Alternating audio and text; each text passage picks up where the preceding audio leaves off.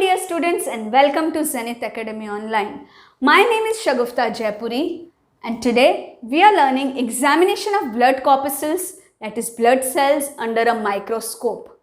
Now this video lesson is part 12 of the video lesson series of the circulatory system, which is the chapter in biology for ICSE class 10. So in this video lesson, we'll be talking about how to examine blood corpuscles under a microscope.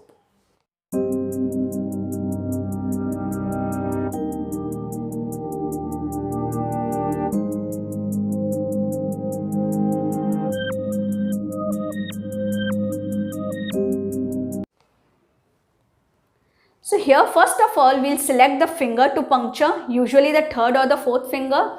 So we usually take this finger or this finger, okay, the third finger or the fourth finger. Then we puncture the side of the ball of the finger. So if you see, the swollen part of the finger is known as ball of the finger. We puncture that, okay, and do not make the puncture too close to the nail bed. It should not be very close to the nail bed. It should be in the center, okay. If the blood does not well up from the puncture, if it doesn't come out from the puncture, gently squeeze the finger. So you have to press the finger so that the blood oozes out. Now always then you have to take a slide. You have to grasp the slide by its edges, and when you're putting that blood on the slide, okay, if this is the slide has to be above it and your finger has to be below it. So you have to touch it like this. You have to touch it like this so that the blood touches it. So to control the size of the blood drop on the slide, touch the finger to the slide from below. So you have to touch the finger from below. Then you can see here the slide is taken, another slide is taken, okay. This is making an angle of 60 degree to it, and then you bring this slide close to it, okay. So here you can see the slide is brought close to it such that this dot just touches it and makes a boundary here, okay. It covers this, and then what you have to do is to slide it back, okay. So here if the angle is less, you have to make the angle a little bit more and slide it back. So this is how you will get the film. So this is the film, we call it as blood smear.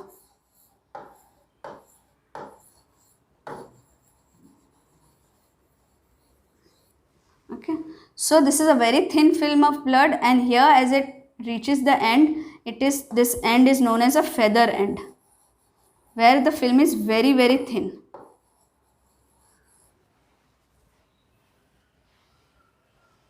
So what is the main aim of making a film like this, a blood smear like this? Is the aim is to get a region called a monolayer. So monolayer is one cell thick layer. So the aim is to get a region called a monolayer where the cells are spaced far enough apart to be counted and differentiated, so that it becomes easier, the cells, since the cells are far away from each other, it becomes easy to watch it under a microscope. It becomes easy to count it and differentiate between different blood cells. Now, so next step is to stain it. So here you can see this is the unstained thin blood smear. We have followed the steps till here. Now we will allow this blood smear to dry and stain it with Leishman stain. So there is a stain known as Leishman stain with which we will stain it so that we are able to see the cells under a microscope. That is why staining is very important. So now we have to cover the smear with a few drops of the stain. So here you can see this is the stained thin blood smear. So here we have put a stain here. Now after 2 minutes of putting the stain, we have to add an equal volume of distilled water. So we have to add the same quantity of distilled water as we have added the stain.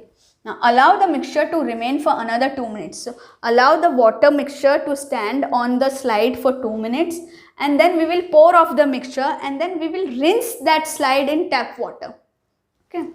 Now then we will examine under the microscope after the slide is dry. After we have rinsed it, we will make it dry, and then we will examine it under a microscope.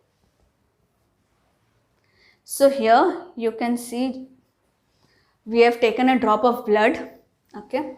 Then we have taken another slide and we slided it towards the droplet, and we touched it so that a fine layer is formed on the second slide, and then we slide it. Okay, so we make an angle of around 60 degree and then slide it. Okay, so this process, when the drop touches it and forms a film here on the second slide, is known as adhesion, and when we move ahead, this process is known as advancement. Here you can see, first we will slide this towards the droplet, and then this blood will touch this slide and will form a layer on this second slide. This is known as adhesion, and then when we move ahead, then this is known as advancement. Now we will stain it. Okay, we will then fix and stain it, and then we will count and differentiate. So this is how the blood smear will look under a microscope. So you can see a neutrophil here, you can see blood platelets here.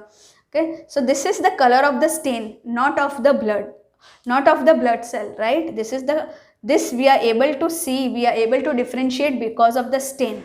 So this is a blood smear, and this is a highly enlarged view of what we will see under a microscope. We'll be able to identify different white blood cells. Here you can see neutrophil, eosinophil, okay, here monocytes, lymphocytes, basophil, etc. Here you can see the red blood cells or the erythrocytes. Here you can also see the platelets, blood platelets. So this is what you will see under the microscope, and this is a very highly enlarged image of it. So this was all about examination of blood corpuscles under a microscope. Hope you understood how to make a slide for examination under a microscope and what all you will see under the microscope. This is very important from your examination point of view, and this was the last part of the video series of the chapter, the circulatory system. I hope you liked the video. If you liked it, please give it a thumbs up and write in the comment box. And please share our channel with all your friends. And if you have yet not subscribed to our channel, do it right away, and don't forget to tap on the bell icon and keep the learning on. Thank you.